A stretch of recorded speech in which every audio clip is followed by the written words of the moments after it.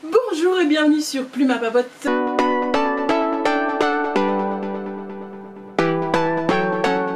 Je suis ravie de vous retrouver comme d'habitude pour une nouvelle vidéo.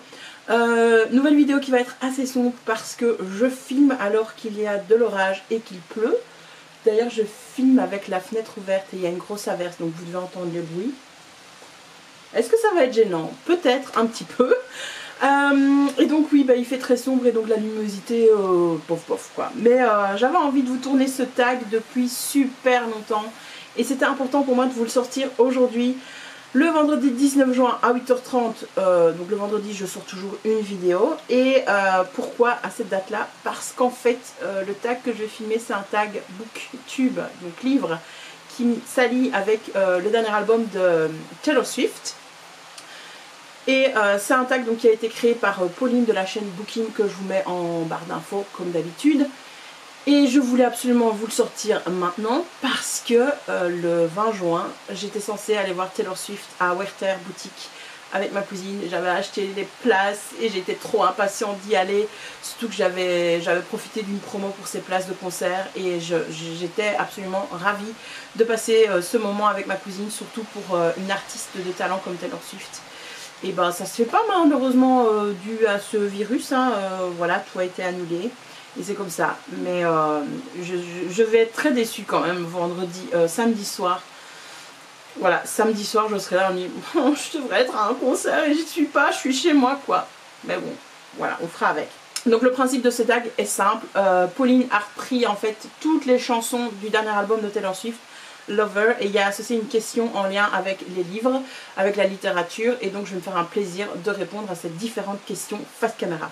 N'hésitez pas à aller voir la vidéo de Pauline parce qu'elle explique à chaque fois pourquoi elle a associé telle chanson à telle question. Moi je ne vais pas bien sûr expliquer ça, je vais juste répondre aux questions. Donc avant d'aller plus loin, sachez que comme on est en plein dans le mois des fiertés, le mois de juin c'est le mois des fiertés, je me suis donné la mission pour répondre à ce tag de ne vous présenter que des livres LGBTQ+, ou alors d'auteurs racisés, je veux dire ça comme ça, enfin pas d'auteurs blancs typiques, etc., qui n'ont pas besoin de nous, faut bien dire ce qui est, pour vendre leurs bouquins, qui n'ont pas non plus besoin donc des booktubeurs, des critiques ou des émissions de littérature. Salut Joël Dicker. Donc voilà, c'est l'occasion de mettre à l'honneur différents auteurs. Alors malheureusement, depuis quelques années, moi pour trouver justement des lectures variées, je me tourne vers la VO, vers des maisons d'édition anglophones. Il y en a qui sont absolument spécialisées là-dessus, ils ont un monde d'avance sur les maisons d'édition francophones. Donc vous allez voir beaucoup de livres en anglais dans cette vidéo, malheureusement pour vous si vous ne lisez pas en anglais, et j'espère que ces livres seront traduits. C'est un petit peu ma contribution aussi ici pour dire qu'il nous faut plus de diversité dans tous les domaines, que ce soit dans la culture, dans la couleur, enfin voilà, partout s'il vous plaît. Arrêtez avec tout le temps les mêmes types de personnages, avec le même type d'auteur, soyons un petit peu solidaires avec d'autres auteurs, voilà. Et donc la maison d'édition sur laquelle je me base énormément, c'est la maison d'édition Interlude Presse, que je suis depuis ses débuts. Je pense que la maison d'édition existe depuis 8 ans, quelque chose dans le genre, depuis un peu plus de 5 ans. Et c'est une maison d'édition qui a été créée par des fans, justement, qui voulaient mettre en avant de la littérature LGBTQ+, qui ne trouvaient pas ça dans les maisons d'édition traditionnelles, même anglophones, aux États-Unis, et qui donc ont décidé de prendre les choses en main et de créer ça. Alors depuis 15 jours, je suis la maison d'édition MXM Bookmark, qui est une maison d'édition francophone et qui veut faire la même chose. Donc ça c'est super rassurant et super motivant également, mais j'ai pas encore eu l'occasion d'acheter des livres de cette maison d'édition et de les lire, donc je peux pas vous les présenter. Donc le premier livre, la première question, enfin après 7 minutes d'introduction, c'est I Forgot That You Existed, un livre dont tu as oublié son existence. Et donc moi j'avais totalement oublié que j'avais lu Something Like a Love Song de Becca Burton, je vous le mets ici. J'ai eu un mal fou à essayer de me rappeler de l'histoire, d'ailleurs j'étais là en mode mais de quoi ça parle déjà ce livre? Et en fait c'est un livre hyper triste, donc si je me souviens bien, À la base, c'était une fanfiction entre Kurt et Blaine de Glee. Mais bien sûr, l'auteur, avant de le publier, a changé tout ça, a transformé l'histoire et a enrichi son histoire, son livre. Donc je vous conseille fortement. Et en gros, on va suivre un personnage, en fait, deux personnages qui sont victimes d'une attaque homophobe. Et donc, un des deux personnages du couple, je suis désolée, je ne me rappelle plus de leur nom et j'ai pas le résumé sous les yeux, va devoir vivre avec les conséquences de cette attaque. Il a vraiment des conséquences physiques et donc le couple doit se reconstruire et c'est toute l'histoire de sa reconstruction, le fait que ses amis soient là, que sa famille soit là, de vaincre ses peurs, de pouvoir ressortir à nouveau et ainsi de suite. Donc c'est pas un titre très très joyeux mais il est absolument magnifique. Je trouve que le sujet était bien traité, en tout cas quand je l'avais lu, j'étais là en mode oh mon dieu, j'ai trop envie d'aider ces personnages. Enfin, je croyais vraiment à leur existence, j'avais juste envie de leur faire des tonnes de câlins et de leur apporter mon soutien. Voilà, donc je vous conseille absolument ce titre, voilà, ce livre. Deuxième chanson, c'est Cruel Summer, ton livre préféré de tous les temps, on va dire ça comme ça, enfin je rajoute de tous les temps. C'est vraiment extrêmement difficile en tant qu'amoureuse des livres et de la lecture de choisir un livre préféré de tous les temps. Mais mon petit préféré quand même, c'est celui qui m'a aidé à créer ma chaîne Booktube, à créer ma chaîne tout court. Et ce livre, c'est The Side de, j'ai oublié le nom, de Charlotte H. C'est le tome 1 dans la trilogie. C'est une trilogie fantasy. Je pense que le troisième tome n'était pas encore sorti, n'est peut-être pas encore publié. Et donc quand j'ai lu ce livre, il y a 3 ans et demi, je l'ai refermé, je l'ai lu en une journée, 1 ou 2 jours, je l'ai refermé et j'étais en mode, il faut que j'en parle à tout le monde, il faut que tout le monde lise ce livre. Donc on est ici dans un monde de fantasy, de side, dans un univers où il y a les êtres humains comme vous et moi et des êtres humains qui sont des fées en quelque sorte, hein, des fées. Et qu'on appelle de side, qui ont des pouvoirs un petit peu différents, c'est un autre peuple. Et les deux ne se mélangent pas et les deux sont en guerre et les side sont emprisonnés par les humains et réduits en esclavage. Et en fait, il y a un humain qui va tout mettre en jeu pour sauver justement un side. J'ai adoré cette histoire qui peut paraître très conventionnelle comme je suis en train de vous le résumer ici. Mais non, j'ai trouvé que l'univers qui était créé par Charlotte H était absolument grandiose. Il est très très très fouillé, très très recherché. Je l'avais déjà lu cette œuvre en tant que fanfiction avant de la lire dans sa forme publiée que j'ai ici en main. J'ai été de toute façon surprise alors que c'est la deuxième fois que je lisais l'œuvre. Je l'ai adorée, ça avait été mais, un coup de cœur monumental au point de devoir allumer une caméra et d'en parler à des inconnus et de lancer la chaîne. Voilà, je vous conseille pas d'aller revoir ma vidéo qui était la toute première de la chaîne là-dessus, ça doit vraiment être un petit peu dégueulasse comme vidéo avec beaucoup de E et ainsi de suite. Je sais pas si je me suis améliorée en 3 ans et demi de vidéos sur YouTube, mais voilà, j'ai adoré. Et j'ai lu le tome 2 qui est aussi absolument génial, et il y a un tome 3 qui est prévu que je veux trop lire, mais je sais pas où ça en est, je sais pas si ça va sortir ou si c'est sorti. Mais lisez-le, il faudrait qu'il soit traduit franchement celui-là. Voilà, lisez-le, la couverture est magnifique, l'édition, le travail d'édition qui a été fait est superbe, superbe. Numéro 3, Lover, un livre qui contient la plus belle romance que tu aies lue. Il y en a tellement, il y en a tellement. De quoi est-ce que je voulais parler? C'est pas la plus belle, mais c'était une très belle romance quand même. C'est Sotto Voce de Erin Finnegan, à nouveau une fanfiction Glee comme la précédente, comme The Side, qui a été publiée par Interlude Press, qui a été absolument remaniée, donc pas de panique. Et j'ai adoré cette romance qui n'est pas si convenue que ça. Ça se passe dans l'univers du vin, de ce que j'ai adoré, dans ces vineyards, dans ces, comment ça s'appelle, dans ces grands domaines qui existent aux États-Unis, hein. Sauf que là, eh bien, on suit un tout petit producteur qui fait de son mieux pour arriver à faire le meilleur vin possible. Et il va rencontrer une critique gastronomique, une critique culinaire, qui va en fait pouvoir faire sa carrière ou pas. Et voilà, ce producteur de vin, il est absolument sur la réserve, voilà, quand il rencontre Thomas.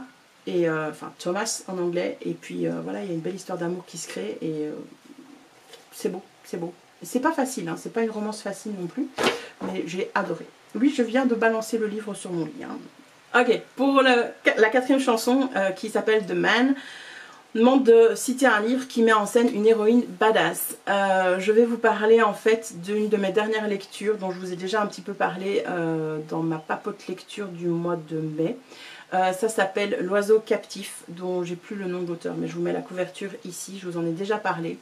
L'oiseau captif, en fait, c'est l'histoire d'une poétesse iranienne, oui, iranienne, juste à la fin des années 50, l'histoire de sa vie, l'histoire de son œuvre, de comment elle en arrive à publier ses œuvres poétiques dans une société qui est très très patriarcale, qui n'est pas ouverte vraiment au type de poème qu'elle veut écrire, et c'est l'histoire de tout son destin. De toute sa vie. C'est absolument dur à lire comme histoire pour moi en tant que femme. Il y a des passages quand même qui m'ont retourné, même s'il n'y avait rien de grave, mais j'ai trouvé voilà, que c'était violent.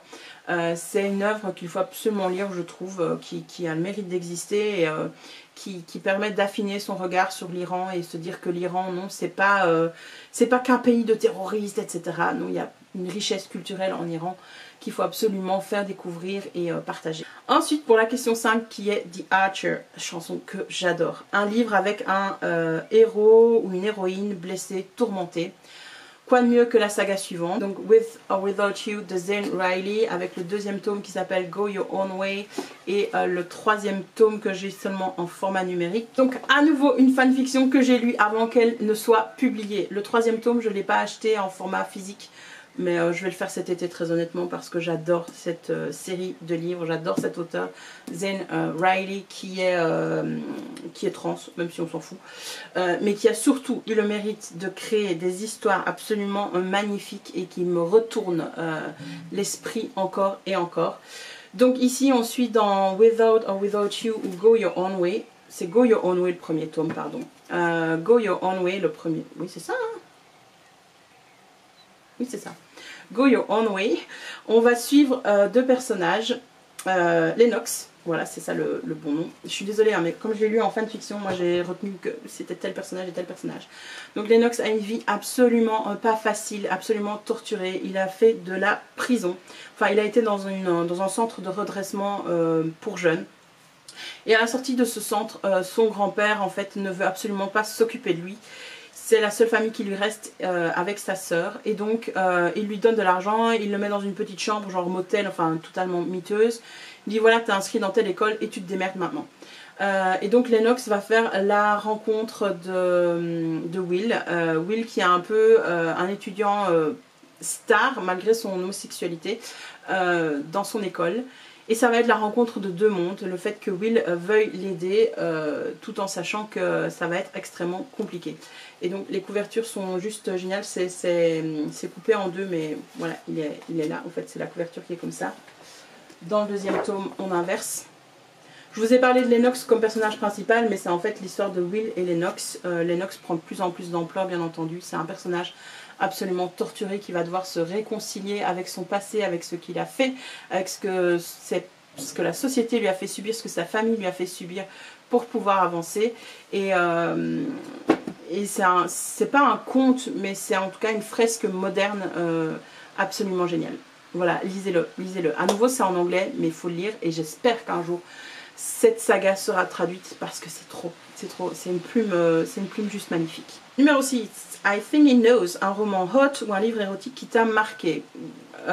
C'est pas que je lis pas de romans érotiques, j'en lis, mais qu'est-ce qui m'a marqué dernièrement? Pas grand chose, donc je vais vous ressortir la romance que je vous ressors d'habitude, c'est-à-dire Marked Men, que je vous mets ici parce que j'ai laissé le livre au rez-de-chaussée au moment où je filme. Bon, je pense que tout le monde connaît la saga Marked Men maintenant, elle a eu son petit succès il y a déjà 2 ans ou 1 an, mais donc on va suivre donc des personnages assez blessés, tatoués, percés de partout, et c'est à chaque fois, dans chaque tome, l'histoire d'une rencontre, l'histoire d'un amour qui naît. Le premier tome m'avait vraiment embarqué, j'avais moins aimé le 2e tome, mais tous les autres après m'ont vraiment autant embarqué que le premier. Donc voilà. Par contre là il n'y a pas de diversité vraiment dans Marked Men, je pense pas. Ensuite, pour la 7e chanson, Miss Americana and the Heartbreak Prince, donc un livre que tout le monde adore mais que tu détestes.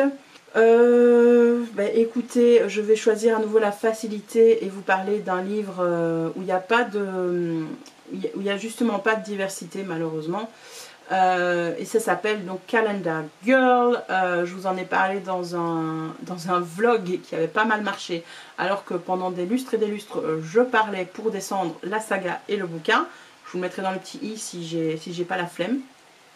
Mais donc oui, Calendar Girl, la saga que j'ai détesté lire, que j'ai adoré détester lire peut-être, on pourrait dire ça comme ça. Parce qu'à la fin, tu vois tellement les trucs malaisants et les trucs qu'il faut pas faire, qu'il faut pas écrire arriver, que tu es là, tu dis mais pourquoi Voilà, donc je n'ai pas du tout aimé cette saga, même si j'ai lu les 3 premiers tomes pour vraiment me faire une idée et me dire ça va peut-être s'améliorer. Au bout de 3 tomes, l'amélioration n'était pas suffisante. J'ai dit c'est bon, laisse tomber. Number 8, Paper Rings, donc un roman Friends to Lovers. Qu'est-ce que j'avais prévu? Je crois que ça peut s'appliquer pour ce roman-ci, Pivot and Slip, de je sais plus qui. De Lila Susan. Honnêtement, c'est pas mon préféré de chez Interlude Press, mais c'était une belle histoire. À nouveau que j'avais lu en fanfiction avant qu'elle ne sorte sous sa forme éditée. C'est une belle histoire, hein. C'est pas du tout ça que je suis en train de dire, mais voilà, qui m'a un peu moins marqué. Et donc ici, en fait, on va suivre Jack qui était champion de natation et qui arrête la compétition pour devenir instructeur de yoga. Et il va se retrouver dans sa classe avec Félix. Non, oui, c'est ça. Félix, qui est un lutteur, qui fait de la boxe sur le ring, etc. pour gagner sa vie. Et qui se retrouve inscrit dans sa classe de yoga senior. Donc il n'a rien à foutre là. Et on va suivre un petit peu donc leur histoire, leur rencontre. C'est même au début enemies to lovers, j'ai envie de dire, ils s'entendent pas du tout, ils sont pas du tout d'accord, ils n'ont pas du tout la même vision des choses. Et puis ça s'améliore petit à petit. Donc la chanson numéro 9 s'appelle Cornelia Street, un livre qui t'a brisé le cœur. C'est un livre qui m'a brisé le cœur dans le bon sens et c'est un livre de Cindy Van Wilder, La lune est à nous. Je vous avais fait une petite vidéo avec certaines citations de ce livre et en la regardant à nouveau, j'étais là, on me dit en fait on voit pas mon amour pour le livre. C'est un livre jeunesse qui est vraiment nécessaire de lire, que j'ai vraiment beaucoup aimé. La plume de Cindy Van Wilder est vraiment très fluide, c'est très agréable à lire et elle nous a créé des personnages. Mais mon Dieu, c'est ça qu'on veut lire en fait. Voilà, elle y aborde des thématiques telles que le racisme, telles que la grossophobie, mais aussi l'importance de trouver sa place et de trouver sa tribu, de trouver des personnes qui vont nous accepter telles que nous sommes. J'ai vraiment beaucoup aimé ce livre. Et je ne vais pas vous donner le résumé parce que je pense qu'on en a beaucoup parlé sur Booktube à sa sortie. Mais voilà, allez lire. Ce livre m'a brisé le cœur, mais en même temps, il m'a donné beaucoup d'espoir. Voilà, il m'a donné beaucoup d'espoir parce que ce livre a été publié par une maison d'édition francophone, a été écrit par une auteure belge francophone et je me dis ben voilà, plus de diversité, ça ne peut que nous apporter plus de chefs-d'œuvre. Ensuite, la chanson numéro 10 de l'album, c'est Death by a Thousand Cuts, le livre idéal quand tu pars en road trip.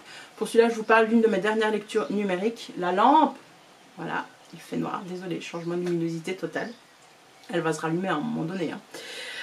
Donc Death by a Thousand Cuts, je pense qu'un livre idéal pour le road trip, c'est justement La liberté de t'aimer de Amélie C. Astier et Mary Matthews, si je ne me trompe pas dans son nom.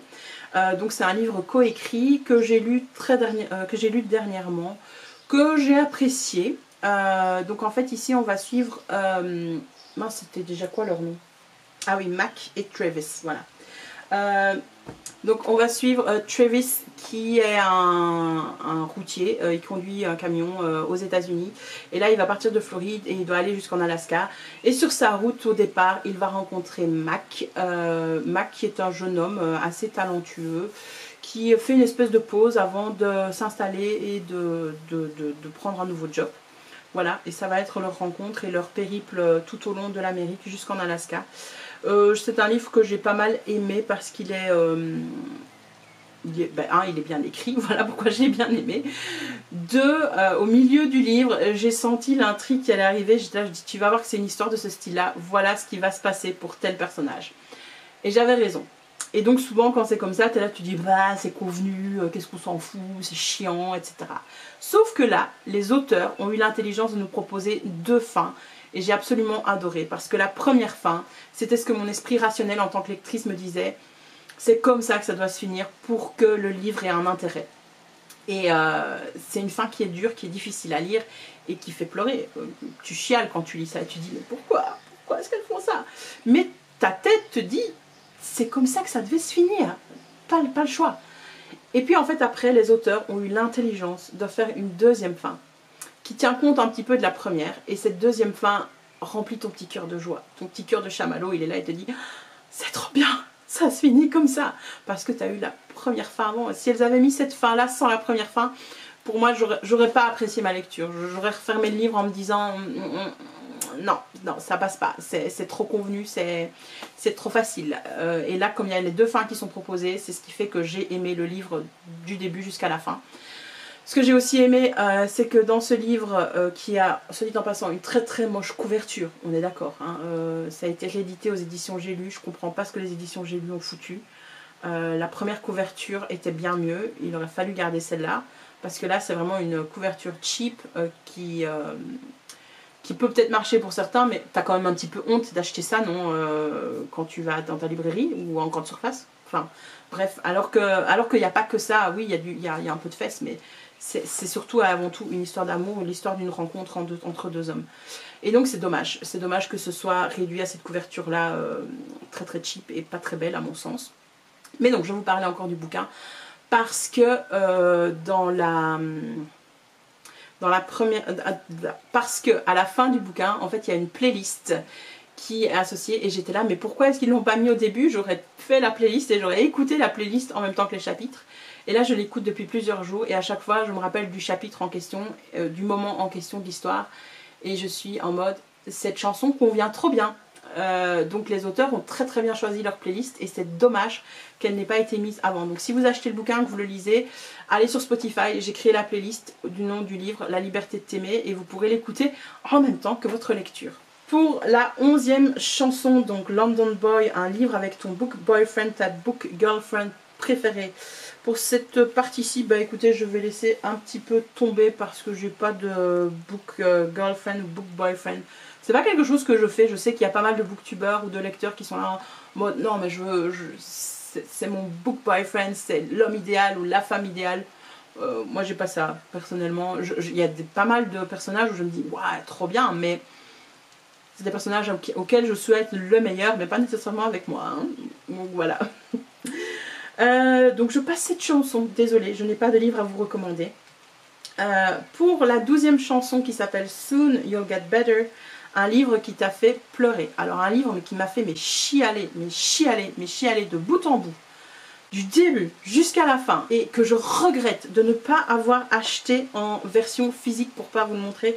Je peux pas vous le montrer, je l'ai acheté en version numérique, mais honnêtement, je vais me l'offrir en version papier. C'est à nouveau un livre de chez Interlude Presse que j'ai lu il y a quelques temps, qui m'avait fait aussi donc beaucoup pleurer, mais surtout beaucoup réfléchir.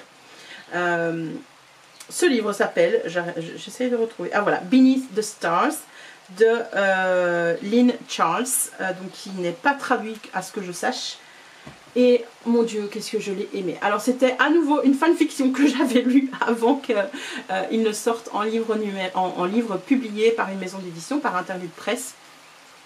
Dans ce livre en fait, donc, je suis désolée, je ne me souviens plus des noms. Et j'ai pas le résumé sous les yeux. Pour aller vite en fait, on va suivre deux personnages. Donc un qui est créateur de vêtements, enfin designer, mais de vêtements, hein. Et sa famille, sa maman était indienne, est décédée, ça a laissé un grand vide dans sa vie. Son papa malheureusement a Alzheimer, en tout cas un début de folie qui s'installe. Et donc dans la famille, ça doit se réorganiser pour accompagner son papa, etc. Donc lui, il commence à faire des allers-retours entre sa ville natale et la ville où il habite, qu'il adore. Je crois que c'est Chicago, mais je suis plus sûre que ce soit Chicago. Je suis plus certaine.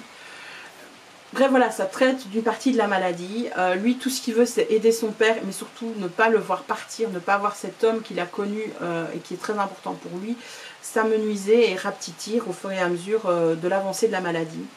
Et paf, il n'avait rien demandé, mais il rencontre le grand amour. Alors au début, il ne sait pas que c'est le grand amour, il va juste, je suis désolée, hein, je vous spoil, mais vont juste se dire non mais on va essayer, c'est vraiment pas le moment pour aucun de nous deux, mais tu es gay, je suis gay dans une petite ville d'Amérique où la population gay est néant, ben autant en profiter quoi. Et puis finalement voilà, c'est beaucoup plus que ça. Et c'est la création d'une famille et c'est le regroupement de deux familles ensemble finalement. Et voilà, que faire face à la maladie? Que faire quand on grandit et qu'on se rend compte que nos héros de notre enfance ne sont pas éternels? Un livre bouleversant. Je vous assure, hein, j'ai chialé du début jusqu'à la fin. Et au moment où je pensais vous tourner cette vidéo, je me suis dit, tiens oui, ce livre-là, comment est-ce qu'il s'appelle déjà? Je ne retombais plus sur le titre, Beneath the Stars. La couverture est magnifique. Et j'étais en mode, je vais le relire. Et là, en vous en parlant, je me rends compte que j'ai oublié plein de choses. Je dis, je vais le relire alors que je l'ai déjà lu en fanfiction, je l'ai relu sous sa forme éditée. Et ben non, c'est un livre qui marche, qui est juste essentiel. Et donc, bref, je vais le relire. Ensuite, pour la chanson numéro 13, False God, le livre parfait à lire au coin du feu. Bah écoute, il y en a tellement, je sais pas trop. Je sais pas trop. Ah mais si, je sais ce que dont je voulais vous parler. C'est de ces deux romans dont je vous ai jamais parlé, je pense, sur la chaîne. Donc Derrière les murs de pierre, le numéro 1 et le numéro 2 par Émilie Lepers, aka Mimi Oui.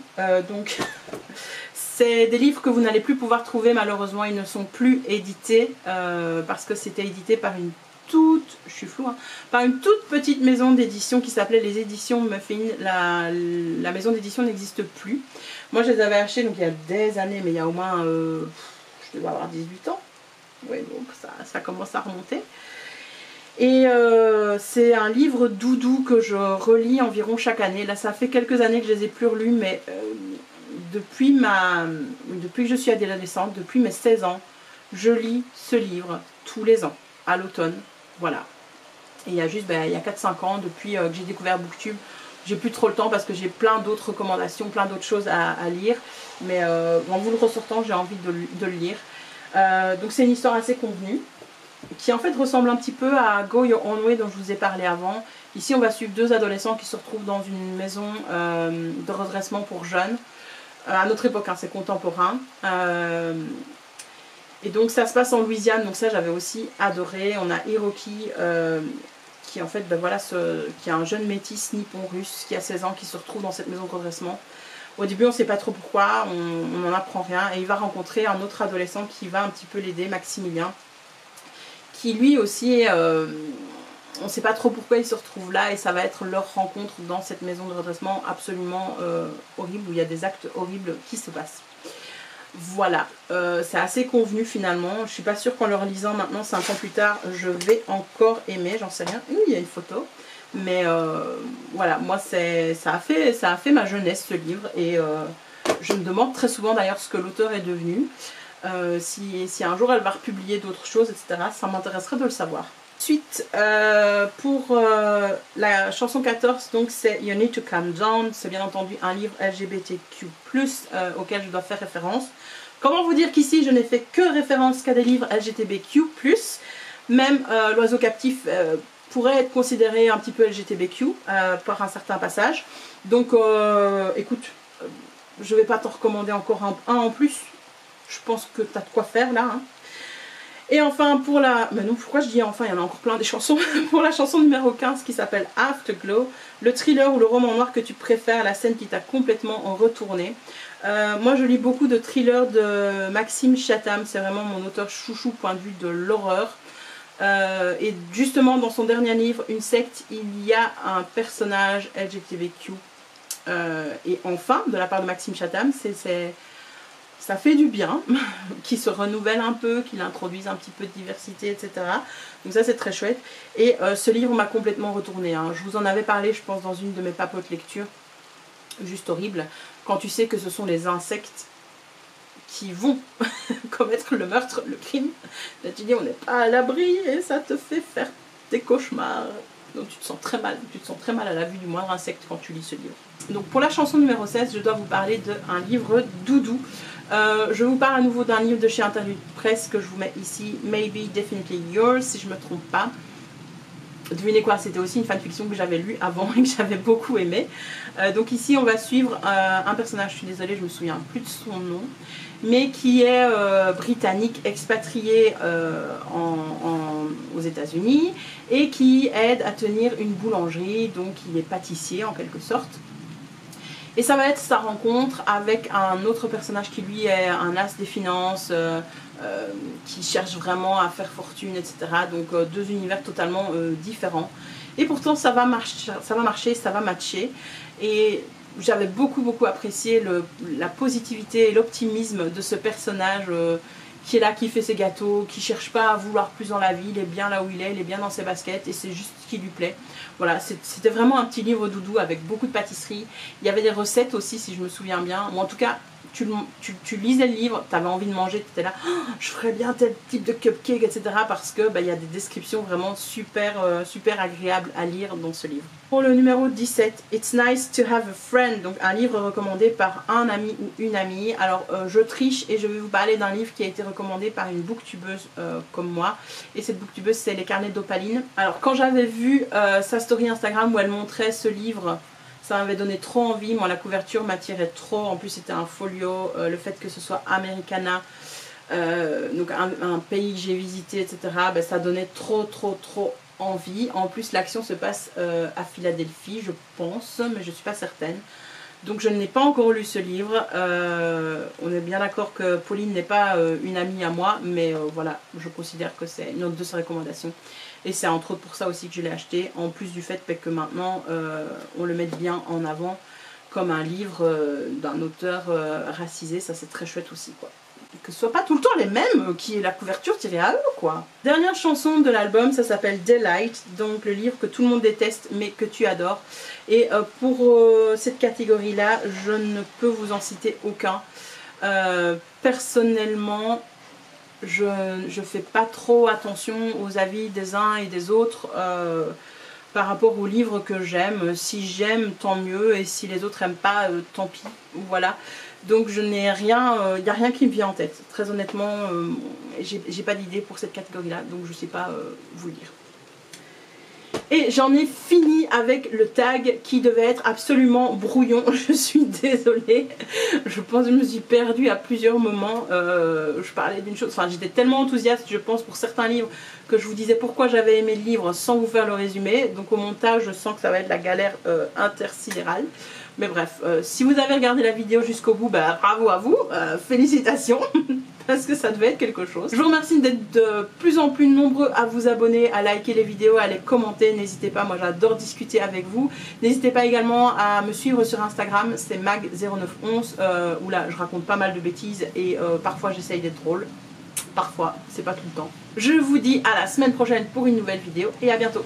Bye bye.